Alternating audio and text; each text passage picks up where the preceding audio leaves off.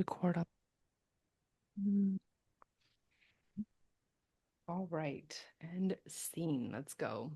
All right. Today we have a very special guest. We have Christina, who is a divorce coach, a comeback coach. I love the title comeback. It's a comeback to you post-divorce because when we're married, whether it be for 6 months, a month, years, we incorporate our own energy and everything about us with that other person. So I love the comeback coach. Come back to yourself. Who are you post-divorce? And all the fun stuff, all the learning and the growth that happens after getting separated. So we'll dive deep. We are going to talk about the big D word, divorce today. And we're going to I definitely want to get very raw and open with this because this is a tough topic for a lot of us. It's hard to make the choice. But we want to make it a beautiful transition and answer as many questions as we can in this time. So thank you so much for joining me. Thank you so much for having me. I am so excited for our conversation. Yeah, it's And gonna be. everybody, it's almost like a long time coming where I've like wanted to chat with you. We've chatted offline and just getting to know each other. And now it's going to be our first conversation for all the world to hear. Literally. And quick little like backstory, we met on a group program that we're in with Kristen Such. So shout out to Kristen for holding such a beautiful space Yeah. and Shout out, bringing Kristen. us bringing us together. She's such an angel. And when I was looking at your Instagram, I was like, okay, who am I gonna have on the show next? And I was like, divorce. Like it's the end of the year. We're going into new year, new me. I'm sure a lot of Mm. people are thinking about their choices, their lives, what they want for next year. So I think it's a really good time. Yeah. I think March is well, mid-January is the highest rate of when people file for divorce. So around this time in the holidays, it really does stir up a lot for people. Statistically, the numbers kind of show. So Wow. And yeah. that's like when I got separated. I remember in December, I got married at 19 and we were together Mm. since we were 16. And then at 32, I was like, I read the book from Eckhart Tolle, A New Earth. And I Mm. was like, I can't do this no more. Like, it's not fair to me. I have two kids. I was like, it's not fair to the kids. And I did that thing where I think a lot of us are like, it's done, it's over. And then we kind of ignore each other for a couple weeks and then just brush it under the rug and keep going with life. Yeah. We did that a lot. And then finally I was like, no, like I'm 100% serious. We're done. And then in like January, February is when he moved out. So tracks. Yeah. I filed the second week of January for No divorce. way. So yeah, yeah, it tracks for me too. And it's funny because I didn't actually get legally on paper divorce for like almost 2 years because we were so young when we got married. It just didn't, I knew I had to do it, but it was just kind of like the marriage was done Yeah. for years. I didn't really think about it. And this guy I was dating was like, wait, you're still legally married? And I was like, actually, I Probably am. get should probably get that fixed. We should probably go do that right about now. So it took time, but yeah, as far as the timing went, it tracked. So Hmm. I would love to talk about the first steps post divorce. So when you have a client that comes to you that's newly divorced, it's like, now what? What does healing look like? Is it going from defeated to growing? What is that process like? Yeah, so I identify the divorce healing process in like four different phases. And the first phase is obviously healing from the relationship itself and really mourning that loss. But then the second phase, you go into mourning the life that you thought that you were going to have Wow. and coming to terms that that life is now not going to be that. Mm. And then the third phase is really coming into what I call the divorce effect and healing from the self-inflicted trauma that we all experience just by going through the experience of divorce. Like, Mhm. I feel like that carries its own weight. And so we're healing that piece of it, and which is part of like finding ourselves, healing that relationship with ourselves, identifying who we are as individuals in this world, And then that fourth phase is really stepping into the world as this whole and complete person, and then calling in and attracting that new life that you're desiring for yourself. So, phase one is, I think it's definitely living with feeling raw and Hmm. vulnerable and just creating space for yourself with that. I think when I talk to a lot of women who are currently going through the divorce process, I'm always like, be gentle with your tender heart. I Yeah. always just say that because we can instantly go into the shame. And I think a lot of women, especially that I encounter, we're ambitious. We like to get things done. And so accepting something like this can come as like a defeat and a failure. Hmm. And so we instantly start replaying, where did I go wrong? Where did this fall apart? Is it me? Where was the... And so we start thinking of all these things, but really the most important thing is to be raw and allow yourself to be vulnerable and be your own cheerleader, because what I have found is like this journey, you could have all the support, you could have friends and family and everything, but it's such a personal journey.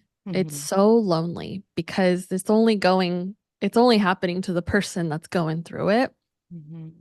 And so we need to be the person that we need to, like, it's Hmm. like a catch 22. Like, we have Yeah. to be the one that we need to Yeah. lean on. We have to be your own best friend to really pull yourself out of that, because you're it's only going to be you. It's you against you at that point, and you're in Mm, competition, in comparison to nobody but yourself. yeah. Get better than you were. You're choosing to make this huge life shift. So it's like, how are you going to make the best out of what you have? Yeah. And even the women that didn't necessarily choose it, Mm. right? Like, I do have clients who didn't want the divorce and we're sort of left with no other option. And I think that carries its own weight too. But I think even the women that I filed for divorce.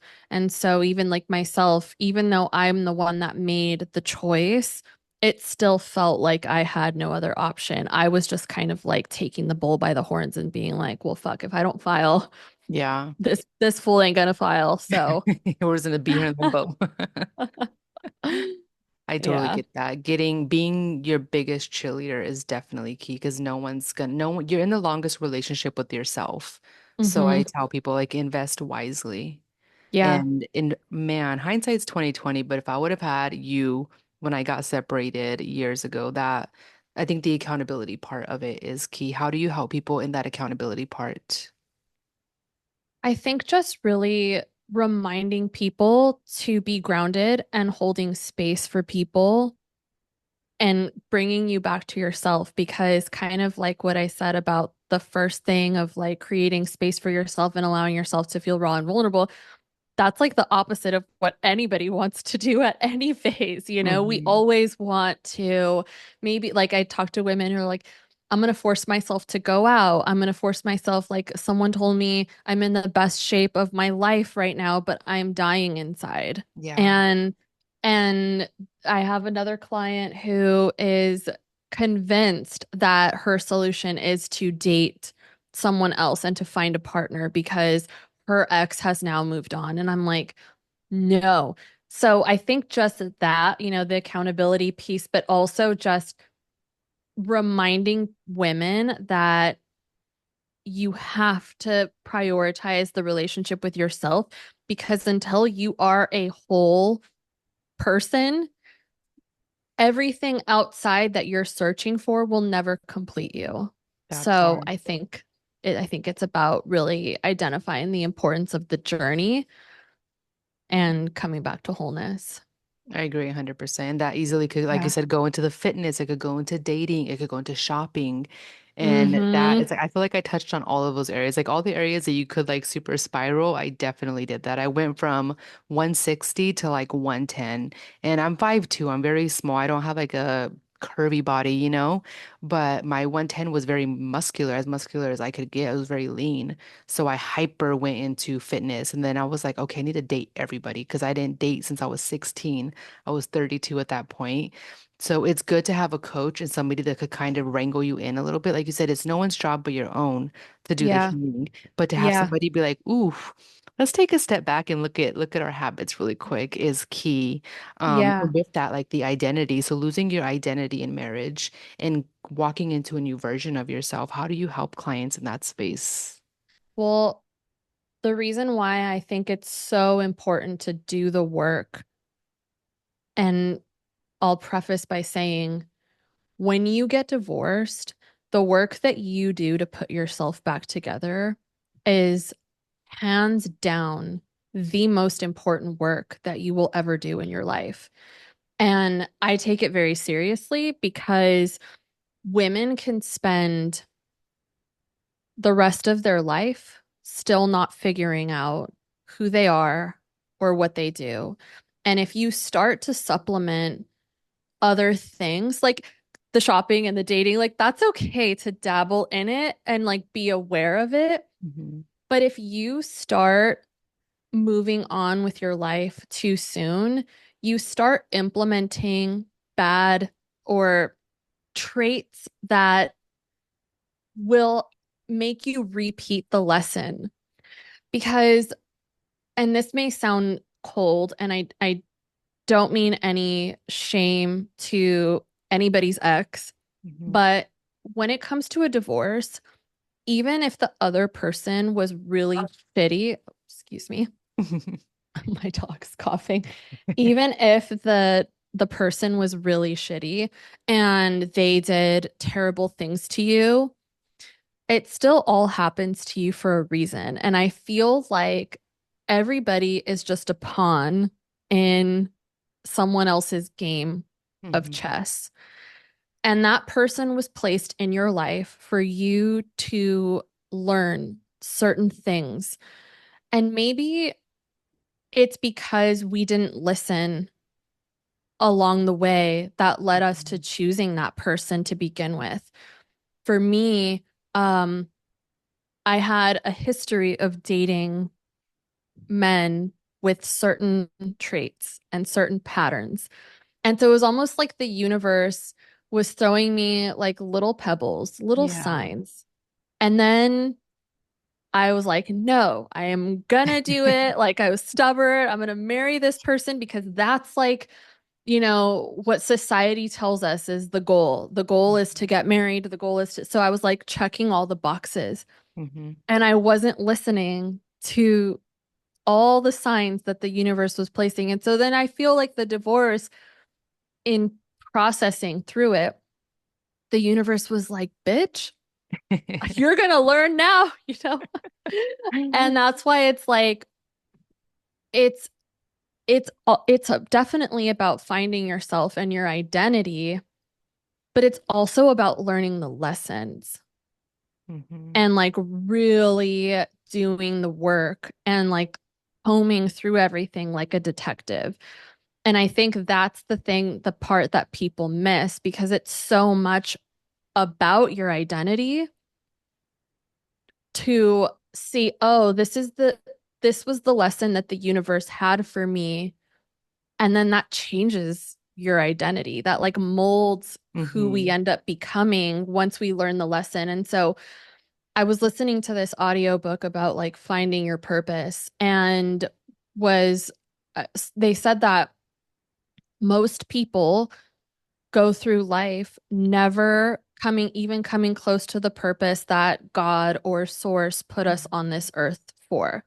That we have like goals and we have achievements and we can go and do all those things like getting married or, getting promoted at work and all this Hmm. stuff. But like if we don't tap into the purpose of why we're here, and divorce as a part of that purpose and like learning those lessons, then yeah, I think it's mostly about that, the twofold. Yeah, definitely life happening for you and not to you. I was thinking Mm-hmm. about that. I have my little doggy stroller that I carry my baby in, and I was trying to fold it, and it would not fold up and collapse. And I was getting so aggravated. And then I realized my AirPod case was still in the little cup holder. And if it would have folded, the case would have flew and it would have got all dinged up. And I was just like, life is always happening for you and not to you. So Yeah. keeping that in mind with divorce, and there's a million different beliefs that everyone has, whatnot, spiritually, personally. But if you buy into the idea of soul contracts and realizing that those people are placed, like you said, in your life for a specific reason, and they Yeah. very much can push you into your purpose if you Yeah. utilize that energy and the time and the lessons properly. So, walking into independence post divorce, which ties, I think, right into your purpose, because going back Yeah. to that idea of we're in the longest relationship with ourselves, that independence. What does that look like? What is something that you see a lot of people, men or women, struggle with in finding their independence post-divorce? I think the biggest thing is people moving on too quick into other things and trying to supplement things with external things. Hmm. Like going back to creating wholeness within yourself. Like our instinct is always to run or numb out. And that's why I think it takes people so long to really truly heal. Yeah. And so when I work with clients, we get results really fast because we're like anchoring into doing the work. And I think that's why like a lot of people are really intimidated about healing from divorce because they feel like I have to start all over again. My I have to start all the way from the bottom. And in fact, if you can do it strategically, you can actually quantum leap Mm. for everyone who's familiar with quantum leaping. But if you sort of put your head down and you really do the work, I think there's like something out there that's like disappear for 60 days and come back, just a whole new version of you. And there's something that just came to mind too, and it's the longer the isolation, the bigger the evolution. That's big. And yeah, so when we isolate and focus, you can quantum leap more than someone who never got divorced, who's on this personal development path. Just the instance of divorce, you can turn it into a blessing and get further in life than you ever would have gotten had you not gotten divorced. It's almost like an initiation. Yeah, the idea of isolation and solitude is really scary. And I've realized a Yeah. lot of people have gotten divorced. I know for sure, like I was separated and I instantly went, I didn't even breathe. I went straight into dating. And Mm, because it's easier to fill the time with somebody else. But right. with the idea of quantum leaping, because I didn't come close to the idea or even realize that there was such a thing as quantum leaping Hmm. until my last relationship ended, which has been about 2 years now. And Okay. realizing, because I've been single since then, I haven't dated, I have completely just been like, I got it, universe. Like, I will take some time to be by Hmm. myself and figure it out. Hmm. And there's so much power in solitude, but it's such a Yeah. scary space. Is that something that you're able to help your clients like come to become more, to feel more safe and familiar with being by themselves? Yeah, totally. Because so when I got divorced, I made a decision. Like I had already been dabbling with being sober from alcohol. And I was like, when I got divorced, I was like, I want to feel everything. Like I want to feel it all because I never want to be in this situation ever again. So like you said, like okay, universe, I got it.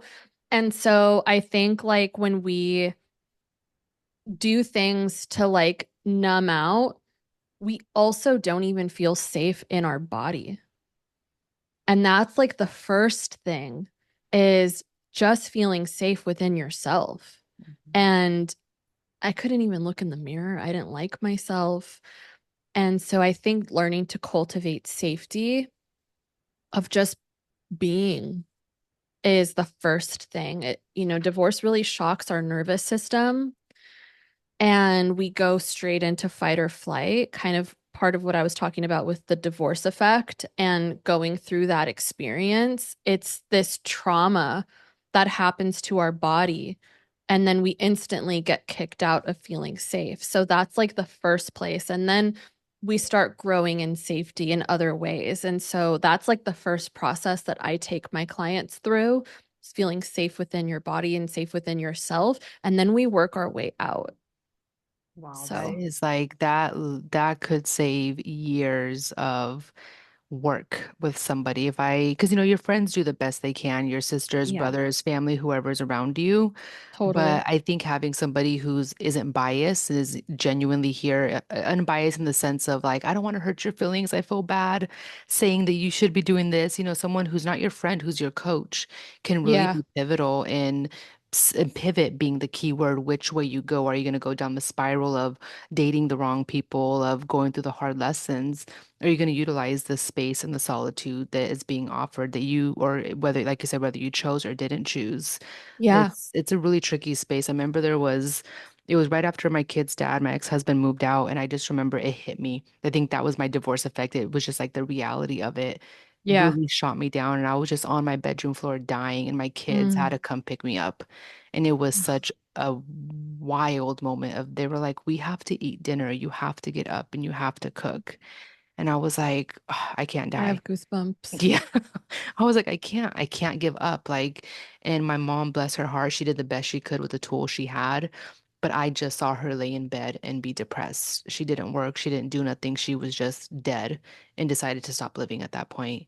And I was like, this is my pivotal moment. Am I gonna keep living and keep pushing, or am I just gonna fall back and die? And again, feeling stuff I think is key because divorce can be such a powerful moment for an individual, no matter what your goals are in life. Again, Mm-hmm. bringing you back to that purpose, bringing the passion back, finding your identity within yourself, and being able to really utilize that space. I just can't emphasize that enough. Yeah. And then going back to the idea of family, that's another tricky area to kind of have to be like, well, if you're someone like me, it's like, well, I'm a statistic. I'm also going to be a divorced single mom like my mom, and no one else in the family has got divorced, but here I am. How do you Mm-hmm. help clients accept, again, it's not defeat, it's growth. How do you work with them in that space? Yeah. I think, first of all, we don't owe anybody an explanation about anything, right? The way that I think it depends, everybody's different as far as like announcing it to your friends and family. I I sent an email No. to my friends and family and I just was like, this is where I'm at. This is what happened. I think they could see the writing on the wall. Um, Literally. yeah. And so I just was like, um, I'm going to be, you know, off. I need my space. And like I'm just so big on communication. So that's why I was like, that's the most effective way. It's like send an email, put the Hmm. deets in there. And then I shared it with um like friends on Instagram as I was healing, Hmm. afterwards. And then I just started my own podcast all around healing from divorce and I documented my own journey. And then that's mostly how people really found out is they're like, oh, she's doing a podcast A about whole divorce. podcast. I think she's divorced. Yeah, I think she might be going through it unless she like just developed a passion for And I love that. You don't divorce. owe anybody an explanation. And that I wish I would have heard that sooner because that's something that I think could help out a lot of people. I think a lot of people stay Mm, in the facade of what it looks like on the outside. And yeah. just my mother-in-law, she would tell me like just what happens behind closed doors is no one's business and you don't need to tell nobody nothing. And I kept a lot of abuse to myself for a very long time because I was like, no, she said not to tell nobody and to be quiet. But Mm, it's like it's a fine line of asking for help and yeah. kind of and also making the right choice for yourself because then you could go into a Yeah. slippery slope of getting too many inputs like, you know. Yes. I totally relate. And I think that a lot of people like we're taught to rely on our friends and our family, but I've always said like they are not your therapist. They're Mhm. like, get a therapist. Yeah. I really leaned on my faith. I was not necessarily a very religious person. I grew up Catholic. Um, but when I was going through a divorce, I found myself going to church and focusing on that communication within myself, with God. Um, because your friends are just going to tell you, like, we didn't like him anyway, or, you know, we hated Mhm. how he treated you. And you, Mhm. you don't even really want to hear that. And they don't know the right things to say. They're not trained professionals. So I always tell people, no, like, get help. Yeah. Get help with people who know how to help you. Yeah. And then going a little bit deeper with the coach as well. I think it's a group effort in getting a coach and getting a therapist because the accountability, Yeah. like I said, talking with somebody, both therapists and a coach who aren't necessarily biased to giving you the ear fluff and just telling you what you want to hear. You need Yeah. to hear. There's very hard truths and realities within that space that need to be addressed. So, What and was then, your what was your biggest lesson that you learned from your man. divorce? That I was gonna keep dating my dad over and over again if I didn't fix my codependent and people pleasing tendencies, because Wow. I'm a giver. I mean, I want to help people so much that I created a business to help people, to coach people to find their spiritual truth and to find their Same. empowerment, So it's like I thought codependency was just with my dad. And then I realized it was just going to keep just being passed over to each man I dated until I Yeah. fixed it. Yeah. And did you realize it once you started dating, where you started seeing, like, is that where you saw the pattern, or had you already seen it when you got divorced? I was kind of aware of it when I got divorced, and then I started dating, and I was just I was also tied with this idea of I'm old and I have two kids. I'm a single mom. No one's gonna want to date me. No one's gonna want me, so I have to just settle for anybody. So it was like Mm, a beautiful little storm of the two, but really more the codependency and the last guy that I dated and seeing how much I abandoned myself for him mm. it was very hard, which kind of scared me into solitude, but kind of again making life happen for you and utilizing the awareness that I got from him. Yeah. Wow. It's so true. I mean, I think everything ultimately stems from what we learn in our environments growing up, and mommy issues and daddy issues and all Hmm. kinds of other issues. All the issues. I was really mad, and I don't know if maybe you can relate to this, because we're both Latina, but I was really angry at my culture for a long time when I got divorced because I felt that it took this every bit of strength that I had to file for divorce from something that maybe could have been prevented had my culture did a better job of teaching men how to act. That part is a heavy one. It was, oh God, that one definitely hits home. Like, even in like them not believing in divorce, like I, off the top of my head, can't think of anybody in my family that's gotten divorced outside of my mom and myself. Mm, Like, it's just not a thing. You don't get divorced. And my grandmas, God rest their souls, they did the best they could with the tools they had. And hmm if we're being honest, they made me a hyper independent female, which made me very masculine. hmm So they kind of went the complete opposite. So it was like, don't get divorced, always stay with them, but also you're not going to serve them hand and foot and also go to school and get a degree and don't depend on nobody. So it was just like I said, they did the best they could, but it was just like, I don't know what to do. A lot of pressure, especially, are you first generation? Second generation. Okay. Yeah, Mhm. same. Um, I couldn't even listen to Spanish music for a long time. I was mad at Luis Miguel Oh, poor not for Luis. a long time. For a long time, I blamed, like, some of these like macho Yeah. men and the behavior that people promote. But then I realized, like, it's everywhere and it's prevalent in all of our music that we hear. And I just it kind of goes back and tying it to like the society norms of like we're almost trained Mhm. to accept cheating and lying and bad behavior and staying with people that we shouldn't be in just for the sake of, proving to the world that, oh, we Mhm. can stay married for, it's almost like this little competition of like, Yeah. that we have to prove it, keeping up with the Joneses. Hmm. Better be miserable than to like admit defeat is Mm, a wild concept. And that's why when I got to yeah. that space, I was just like, I'm done. I can't, I don't know. I had no idea how I was going to support my kids. I made pennies and I went into major credit card debt because of all of that. Because I was like, I'd rather starve. I figured it out, but I can't be here anymore. So, and the idea of finances post divorce too, because my ex-husband and I, he was unfortunately not the most financially, how can I put this? He made me pay for a lot of stuff. Not made me, I was a willing participant, accountability, right? But Mm, so I was used to covering my part of the bills. He didn't help out with anything on my side. Like he would keep tabs on mm, groceries and be like, "Well, I spent $80 on this bill, and so that means you owe me 40." And it was wild the way that we did. But we were young too. We got married so young. But yeah. finances post divorce, is that something that you help out clients with?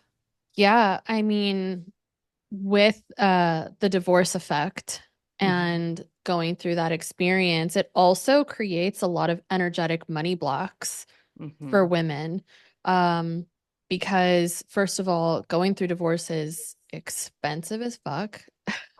It Yeah. is, and it also places, it's like you're fighting for half, you're fighting for child support, you're fighting for whatever it is, right? For it to be fair. And sometimes it's not always fair. Hmm. But going through the divorce process to sort out finances and you feel like you're under this microscope, it does something to us energetically Hmm. and makes us feel like we have to always fight to get money, to get what's owed to us. Hmm. And then that creates the pattern. And I started wondering, like, why does everything that has to do with money, like, I'm over here trying to succeed, I'm a good person. Why does everything feel like a fucking struggle? And it's because going through that, you're fighting for your worth and you're fighting to prove yourself. And therefore, you will create more situations where you have to fight Hmm. to earn your money because that's the relationship that you built with money going through divorce is that you have to fight. So yeah, we spend a whole week all around money, all around the energetics of money, rebuilding your relationship with money, how you talk about money, how you talk about yourself with money, and rebuilding that relationship so that you can cultivate a sense of abundance and shifting the way that the world presents abundance to you. And it could look different for everybody. That's just my story of it always being hard. And that's something that I had to really reprogram and like really lean in. I think I leaned in for maybe like 5 months. I hired a coach just around money, just to heal my money blocks. And then we talk about the actual budgeting and feeling empowered with your worth. And I'm in the finance industry. I still have a corporate career. I'm in mortgage. And so I help women understand their credit, understand credit scores, understand budgeting, how to actually feel empowered and not be so scared. Hmm. I think like I used to pay bills and it would be like cringy. Yeah. And I'd be like, oh, I don't want to do it. I don't want to do it. I don't. It's part of your relationship with money, right? Yeah. And when you pay bills, you're like, fuck, like the electric company just, here you go, Mhm. handing over this money. But what we don't realize is that we don't need electricity technically. Yeah. But we are entering into a contract with another company providing a service that helps make our life better. Mhm. And so when we come at paying bills with gratitude and paying bills with this energetic exchange and seeing how all of these things that we're paying for support us, even Mhm. credit card debt, as much as it fucking sucks, paying interest, I get it. But at the end of the day, it helped us out when we needed it. Yeah. And so it's like seeing that can just shift everything. So, yes, we spend a lot of time working on money mindset and working on shifting the way that you handle money and empowering yourself to, create wealth for yourself. And whether that's multiple streams of income, some of my clients like to start side hustles. Some of my clients don't want to work three jobs, they want to end that cycle. So I help them do that too. So it really just, it's unique for everybody. And there's like a million different ways that can go because I'm sure there's women that Mm. are. I have a friend who's completely dependent on her ex-husband for finances. He pays everything, and she's super blessed in that sense. But I'm sure that's a tricky, not a tricky, but a slippery slope too. That it's like, now what do I do? Do I ask for money? My mom was like that. She was a stay-at-home mom, so Mhm. post-divorce, she was like, "What do I do? I have nothing." Like I remember going. I mean, she left my dad a million times, but one of the times we went to the bank and he knew we were leaving, so he closed off the bank account and we had no money to leave. So that made us have to stay. Then you got people like myself with my ex-husband where it was just 50-50. You pay your stuff, I pay my stuff. We never had a joint account. Um, it was really interesting. And then not knowing finances too. So again, the Yeah. coaching comes in clutch, I'm sure, in so many different ways. I think healing your relationship with money is one of the most important things that we could do Yeah. because I think even as women, like people don't like wealthy women because it Mhm. gives them power. And so there's a whole other societal thing that's playing out in everybody's subconscious Yeah. and it can feel icky. So, Hmm. yeah. Yeah, and the hyper independence too. Like I till this, like I said, I haven't dated like in 2 years, but I'll be like, I could pay for half of the bill. I still offer. And my friends always like, if you don't stop doing that, I'm like, I'm just so used to always having to put. And I'll be like, well, I could leave the tip, and the guy will be like, calm down, like I literally got it all. It's fine. Oh, So I think reprogramming the brain is definitely key with the finances. Oh yeah. my God. I mean, we went over so much. I feel like it was like a Yeah, we crash did. course. I know. I'm like, I could talk to you all day. A crash course in divorce. But there's so many benefits in having a divorce coach. I think we've gone through so many of them: the empowerment, the finances, family, friends, hyper independence, finding your purpose, the solitude. Mm, Again, someone that's gone through divorce, hindsight's 2020, but it would have just made, I could have saved lots of years of lessons having mm. somebody like yourself. So I really hope, and I know this will empower somebody. And even if it's not divorce, even if it's just a lifestyle change that you don't want to be codependent anymore, you don't want a certain mindset anymore. I'm sure if you do have services for those people as well, you could help in so many ways. Thank you so much. That's so sweet of you. Yeah, I do. I primarily work with women who have gone through divorce, but my work doesn't stop there. It does expand, and I do work with women who are, starting a side hustle, wanting to branch out, using anything that feels like a rock bottom for Hmm. them to really emerge and take that time seriously to do the work and find your purpose, find yourself.